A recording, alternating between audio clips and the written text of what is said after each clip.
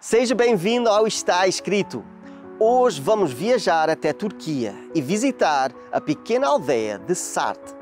A atual cidade e seu sítio arqueológico não retratem a glória e majestade da antiga cidade que um dia esteve aqui, Sardes. Como uma das cidades mais antigas da Ásia Menor, Sardes era a capital do poderoso reino lidiano, que dominou cerca de 2500 anos atrás. Sardes também testemunhou os governos persa, grego, romano e cristão e abrigou uma próspera comunidade judaica. A razão de visitar os sítios arqueológicos de Sardes é para compreender a mensagem do Apocalipse para aqueles que estão entregues ao pecado. Venha conosco nessa jornada. Começa agora o Está Escrito Canadá, com Rebeca e Douglas Pereira.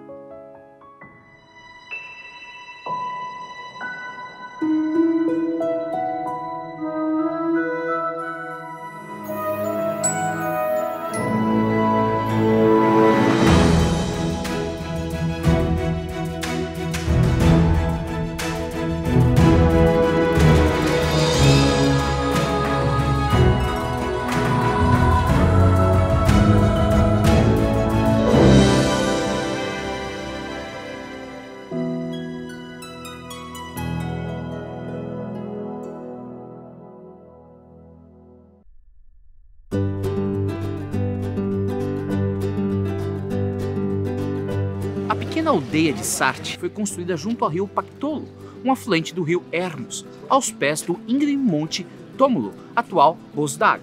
As montanhas de Tósmulo eram, de acordo com a mitologia antiga, o local de nascimento dos deuses Dionísio e Zeus. A acrópole da cidade foi estrategicamente localizada em cima de um esporão das montanhas de Tmolus. A acrópole, com suas paredes de rocha quase perpendiculares, era essencialmente inacessível e proporcionava uma fortaleza natural. À medida que Sardes foi crescendo, tornou-se necessário desenvolver uma cidade baixa. As escavações na cidade baixa desenterraram um teatro e estádio romano, bem como um grande templo dedicado a Ártemis. Para atrair os olhos dos visitantes, a primeira parte da antiga localização de Sardes é a área ao norte da estrada moderna. A fila de lojas no lado norte era uma estrutura de 2 andares, com o último andar às vezes usado como residência. A sinagoga Sardes, a maior de todas da que estão fora da Palestina, revela a notoriedade dos habitantes judeus e sua integração na sociedade de Sardes. A entrada da sinagoga ao extremo leste conduzia a um pátio com um grande chafariz no centro. 3 portas abriam caminho do pátio para o salão principal. Entre as 3 portas haviam 2 grandes compartimentos. O compartimento do sul provavelmente continha os pergaminhos da Torá. O complexo ginásio Termas cobria cerca de 5,5 hectares e estava situado no coração da cidade. A maioria deste complexo foi concluído em meados do 2º século depois de Cristo. Vários reparos e modificações do complexo foram realizados nos séculos que se seguiram, até o abandono da estrutura no 7º século, quando os Sassânidas invadiram Sardes. A entrada principal do complexo ficava ao lado leste, em um grande pátio ou palestra, onde os visitantes do ginásio se dedicavam aos jogos e exercícios depois de se despirem nos quartos, dentro do complexo.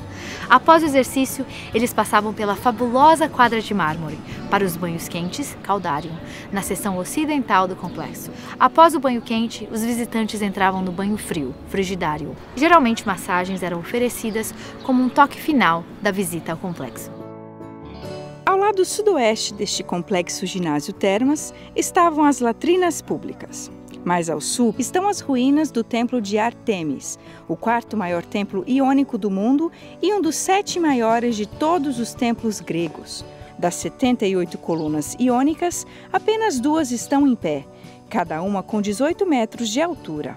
A construção começou em torno de 334 d.C., quando Alexandre o Grande libertou os sardos dos persas. O templo foi renovado no período romano, no segundo século depois de Cristo. O templo foi abandonado no século IV, ocasião em que uma pequena capela cristã foi construída no seu canto sudeste. O templo foi dedicado a uma deusa asiática local, conhecida como Cibele, que foi identificada como a grega Ártemis. Acreditava-se que esta divindade patronal possuía o poder especial de ressuscitar os mortos, trazendo-os de volta à vida. Sardes era a capital do antigo reino da Lídia e sede do famoso e rico Creso. Esta riqueza foi baseada em seus famosos tecidos e no ouro encontrado no rio Pactolo, que atravessava o meio da cidade. A prosperidade de Sardes foi resultado em parte por sua localização numa série de rotas comerciais importantes e a sua posição como a terminal da Estrada Real. Mas Sardes teve uma história estranha. Por 2 vezes foi totalmente surpreendida e humilhada por derrotas militares. A cidade, que parecia militarmente indestrutível, foi derrotada por Ciro em 546 a.C. e Antíoco III em 214 a.C. Em ambas as ocasiões, a cidade foi surpreendida em um ataque noturno de soldados que, em silêncio, escalaram as paredes íngremes da fortaleza. Depois de Ciro, Sardes tornou-se sede do governador persa. Mais tarde, tornou-se parte do reinado de Seleucida. Passou para Pérgamo e, posteriormente, a Roma, em 183 a.C. No ano 17, Sardes sofreu um terremoto catastrófico, mas foi reconstruída com considerável ajuda do imperador Tibério. 10 milhões de sesterces, cerca de $1 milhão, e 5 anos de remissão de impostos. 9 anos depois, no ano 26, competiu com 10 outras cidades asiáticas pelo privilégio de construir um templo imperial, mas perdeu para Esmirna, que enfatizou seus serviços práticos a Roma. Sardes era uma cidade de riqueza e fama. As joias encontradas nos cemitérios locais indicavam uma grande prosperidade.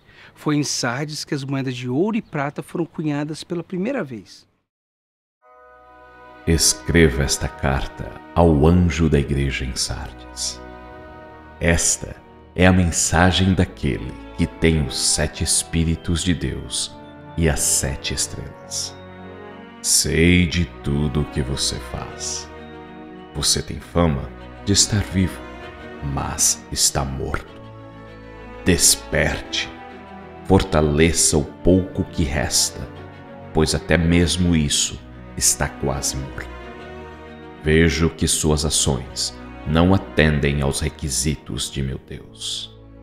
Lembre-se do que ouviu e no que acreditou no princípio. Agarre-se a isso com firmeza. Arrependa-se. Se não despertar, virei subitamente até você como um ladrão. Há alguns em Sardes, no entanto, que não mancharam suas roupas com o mal. Eles andarão comigo vestidos de branco, pois são dignos. O vitorioso será vestido de branco. Jamais apagarei seu nome do livro da vida e confirmarei diante de meu Pai e de seus anjos que ele me pertence. Quem tem ouvido para ouvir, ouça o que o Espírito diz às igrejas.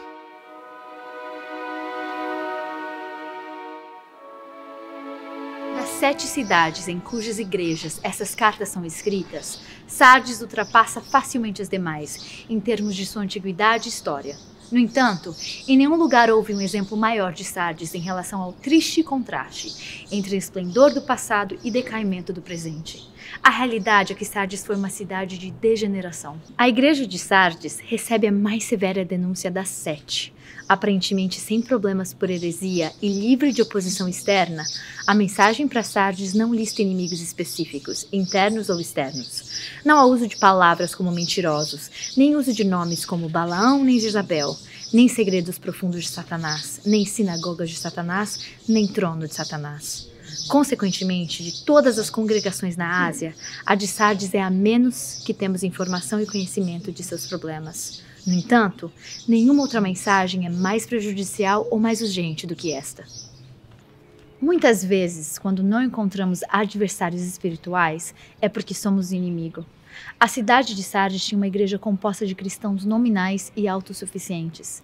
Sardes entrou tanto em contato com seu ambiente pagão que, apesar de ter mantido a aparência externa de vida, estava espiritualmente morta.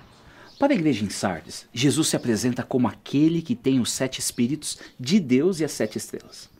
Como em outras mensagens às igrejas, esta descrição é extraída da imagem do Cristo glorificado. É apropriada para a situação específica da igreja. Os sardos compunham uma igreja espiritualmente morta.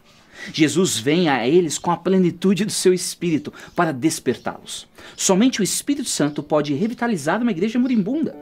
Os 7 Espíritos significam a plenitude dos dons do Espírito e a universalidade de sua presença. As 7 igrejas simbolizam os anjos das igrejas, ou seja, os seus líderes. Cristo é aquele que tem as 7 estrelas. A igreja é propriedade de Jesus Cristo. As pessoas geralmente agem como se a igreja pertencesse a eles, mas pertencem a Jesus Cristo. E todos os seus membros são seus servos. Em qualquer decisão em relação à igreja, o fator decisivo não deve ser o que qualquer indivíduo deseja que a igreja faça, mas o que Jesus Cristo deseja que seja feito. Ele tem o destino da igreja em suas mãos. Ele sabe tudo sobre os membros e esses precisam prestar atenção ao aviso de Jesus. Do mesmo jeito, Jesus conhece você e tem a sua vida em suas mãos. Mais do que nunca, Ele quer que o Espírito Santo haja em sua vida para fazer o milagre da transformação que é tão necessária. E se o Espírito daquele que ressuscitou Jesus dentre os mortos habita em vocês, aquele que ressuscitou a Cristo dentre os mortos também dará vida aos seus corpos mortais, por meio do seu Espírito que habita em vocês.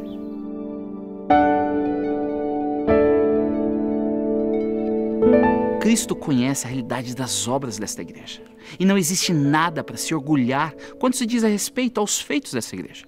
Conheço suas obras, que você tem um nome, que você vive, mas você está morta. Os cristãos em Sardes não são culpados por nenhum pecado ou heresia específico, mas por estarem sem vida. A igreja tem uma grande reputação, um grande nome, por estar viva e ativa, mas está espiritualmente morta. Nenhuma evidência da presença trabalhadora do Espírito Santo está presente ali. O Novo Testamento muitas vezes se refere ao pecado em termos de morte. Uma pessoa está morta por transgressão e pecado, ganhando vida somente através de Cristo. Mas a que vive para os prazeres, ainda que esteja viva, está morta. O filho pródigo estava morto e voltou à vida.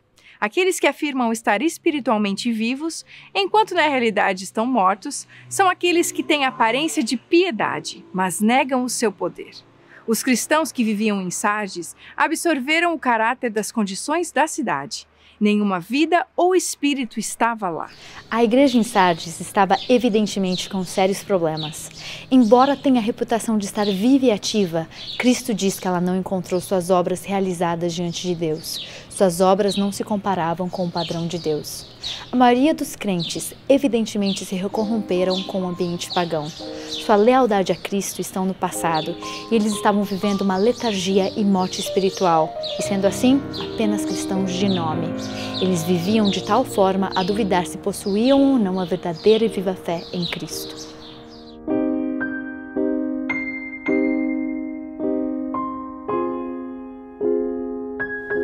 É incorreto dizer que a reputação é a única coisa boa que a igreja de Sardes tinha.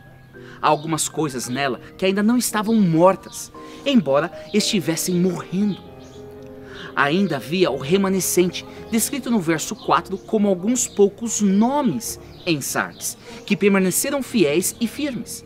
Este pequeno número de fiéis não contaminou suas vestes com o corrompimento de muitos na igreja. No entanto, mesmo este pequeno grupo, que não contaminou suas vestes, não mostrou mais nenhum progresso espiritual e estava prestes a morrer e se conformar com a atmosfera letárgica na igreja em Sardes. Acima de tudo, há lembranças de sua primeira resposta ao Evangelho. Como ela recebeu e ouviu. A palavra é como, não o que. Se ela pudesse lembrar aquele como, o espírito de penitência e compromisso daqueles primeiros dias, Você se lembra como você recebeu o Evangelho? O primeiro amor por Cristo deve ser apreciado e relembrado constantemente. Este fogo nos mantém aquecidos, focados e protegidos durante a nossa caminhada neste mundo.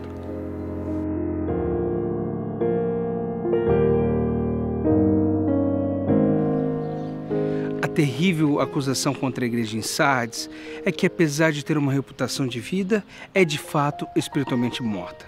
Em Sardes, a grande questão é entre reputação e realidade. A reputação da igreja em Sardes era a vida, mas a realidade era que eles estavam mortos. Aqui, provavelmente, é uma referência à lendária história da cidade com a cidadela, que, embora invencível, havia caído pelo menos 2 vezes, e talvez 3. Isto é, não incluindo o terremoto de 17 d.C. Do lado de fora parecem bem, tem toda a aparência da vida, mas por dentro não há vida. Estão bem mortos. Nossa distância não nos permite entender tudo o que isso implica. Talvez, assim como a cidade de Sardes, eles viviam de sua reputação do passado. Na verdade, qualquer pessoa que visite a cidade ou a igreja pense que é vigorosa e viva, mas em ambos os casos é uma ilusão. As aparências podem ser decepcionantes. Uma igreja viva, de verdade, sempre estará sob ataque. Ai de vocês, disse Jesus, quando todos falarem bem de você. Uma igreja com uma mensagem positiva é uma igreja que receberá oposição. Uma igreja que é tão letárgica, que não gera nem ao menos uma heresia, está mentalmente morta. E uma igreja que é tão negativa, que não gera oposição, está morta em seu testemunho de Cristo. A igreja de Sardes poderia parecer como qualquer igreja cristã moderna. Do ponto de vista do hall de entrada da igreja, o visitante poderia ficar impressionado com o edifício, a simpatia e emoção dos programas da igreja. Mas a atividade e a reputação nunca são os indicadores adequados de uma autêntica comunidade de Jesus. Em especial, a cultura ocidental desenvolveu uma visão de sucesso e prestígio que vem em grande parte dos feitos do mundo corporativo em união ao desenvolvimento da igreja. Se um consumidor religioso descobre uma igreja local com incontáveis programas, então esta igreja é considerada um lugar de vida. A realidade é que os comerciantes eclesiásticos muitas vezes tentam ampliar a reputação da igreja na comunidade que desejam atrair. Examinando o público que não vai à igreja, eles oferecem comentários iniciais positivos. Essa é a igreja, a sua igreja. Uma igreja cheia de programas. Tem muita coisa acontecendo lá. Essa igreja tem tudo. A igreja não vai se preparar para o retorno de Cristo se ficar limitada às atividades. E você? Vive de aparências? De vitórias do passado? O relacionamento com Cristo é como a experiência do povo israelense no deserto com o maná. O maná era pão do céu, a provisão de Deus por um dia. Todos os dias, antes do nascer do sol, as pessoas tinham que sair e juntar maná suficiente para aquele dia. Quando o sol ficava quente, o maná se derretia. Se alguém guardava maná para o dia seguinte, ele estragava e ficava cheio de larvas. Uma provisão para o dia. Cristo é o verdadeiro pão do céu e eu preciso me alimentar todos os dias. Eu devo experimentá-lo diariamente. Não posso confiar na experiência de ontem. Eu preciso vivenciá-lo diariamente.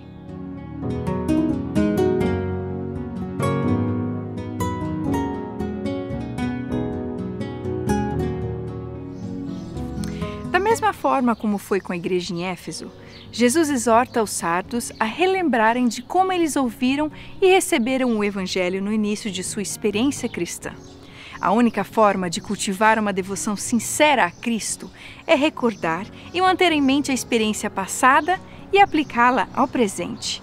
Isso resultará em arrependimento e afastamento de sua condição letárgica atual para um novo começo no relacionamento com Cristo. Dessa maneira, o amor e a devoção a Cristo serão reavivados pelo Espírito de Deus, aquele que dá vida. No entanto, se eles não acordarem e se arrependerem, Jesus virá a eles inesperadamente em julgamento como um ladrão durante a noite. A vigilância é uma característica dos cristãos fiéis. Se a igreja não vigiar, seu destino refletirá a história dessa cidade. Assim como Sardes foi derrotada inesperadamente 2 vezes devido à falta de atenção de seus cidadãos, Cristo os visitará inesperadamente como um ladrão em sua letargia espiritual. E será tarde demais para se arrepender. Para os vencedores é dada uma promessa tripla. Primeiro, eles serão vestidos de branco. Segundo, seus nomes não serão apagados do livro da vida. E terceiro, Cristo os reconhecerá diante de Deus e seus anjos. Jesus prometeu que eles andarão com ele com vestes brancas, pois são dignos. As vestes brancas que receberão correspondem à sua fidelidade a Cristo. Jesus também promete não apagar seus nomes do livro da vida, mas confessar seus nomes perante o Pai e os anjos. Isso ecoa as palavras que Jesus falou aos seus discípulos. Quem, pois, me confessar diante dos homens, eu também o confessarei diante do meu Pai que estás nos céus. Talvez você que está me assistindo agora esteja vivenciando a igreja de Sardes em sua vida espiritual. Você parece estar bem, mas você está morto por dentro. Não encontra tempo para orar, não tem desejo de se alimentar espiritualmente, não há espaço para Deus em sua vida. Você está simplesmente morto. Morto como o filho pródigo que estava longe de Deus. Mas como o filho pôde perceber que na casa do Pai há vida e amor esperando por ele, há vida e amor esperando por você. O caminho de volta é simplesmente a distância da oração, um pensamento para Deus. Me salve, Senhor. Ele não o rejeitará. O profeta Isaías escreveu: o braço do Senhor não está encolhido, que não possa salvar, e o seu ouvido tão surdo, que não possa ouvir. Venha para Jesus, e Ele irá perdoar, Ele irá reviver, e Ele irá restaurar. Apenas venha a Ele. Sozinho aqui estou num temporal, não tenho mais pra onde ir. O vento já secou as lágrimas, tentei correr, então caí. Não sei como explicar, mas venho agora te pedir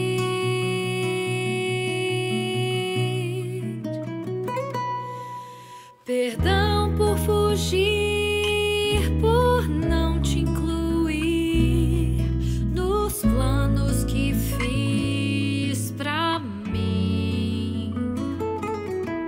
Perdão por zombar, por não te escutar, tentar ser feliz sem ti.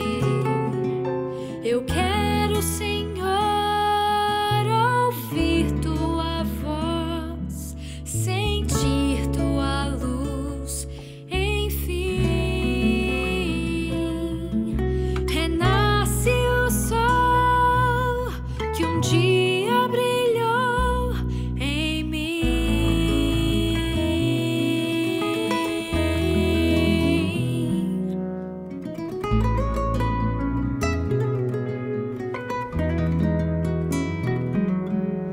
As nuvens encobriram meu viver, fiquei em meio à escuridão.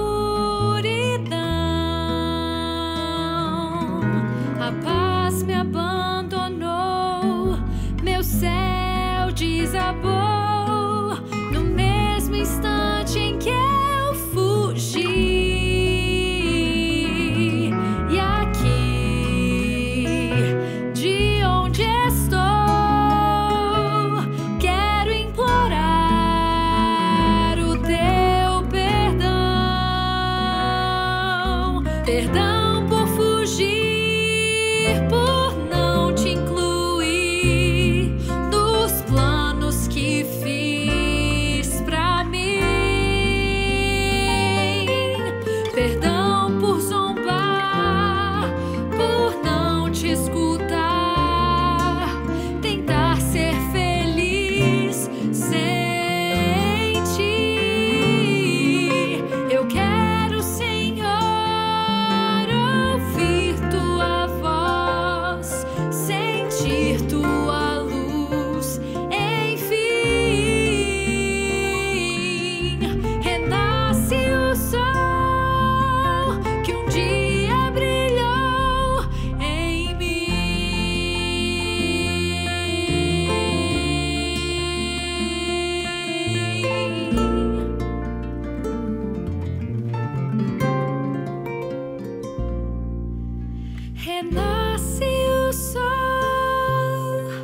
um dia brilhou em mim.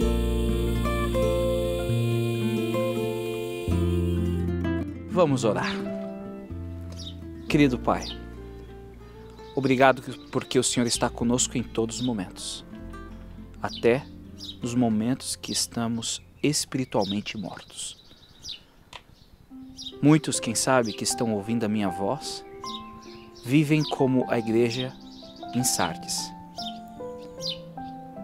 Parecem que têm vida, aparentam uma espiritualidade vigorosa, mas na realidade não existe nada.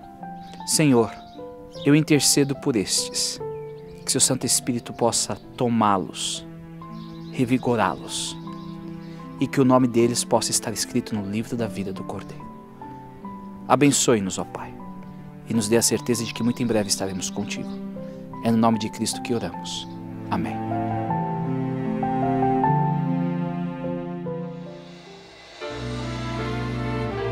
Jesus, o restaurador da vida. Se vocês têm familiares que saíram da igreja, que estão afastados de Deus, este livro é para vocês. Vocês podem ter completamente grátis. É só nos contactar com a informação que vai ser dada agora. Visite o nosso website www.estaescrito.ca. Lá você terá acesso ao programa de hoje, a todos os programas em nosso arquivo e poderá solicitar gratuitamente nossa oferta de hoje. Se desejar, solicite sua oferta gratuita escrevendo para nós. Está escrito Box 2010, Oshawa, Ontário, L1H 7V4. Ou envie e-mail para info@estaescrito.ca. Se preferir, você pode telefonar para 1-800-717-2973. E lembre-se, nosso website é www.estaescrito.ca. Lá também é possível enviar o seu pedido de oração, registrar o seu testemunho e compartilhar nossos programas através das redes sociais. Agradecemos as cartas recebidas, todos os pedidos de oração e também o apoio financeiro. Obrigado por estar aqui hoje conosco, foi muito bom. Mas na próxima semana vamos continuar com esta jornada. Então até lá, lembrem-se que está escrito: nem só de pão viverá o homem, mas de toda a palavra que sai da boca de Deus.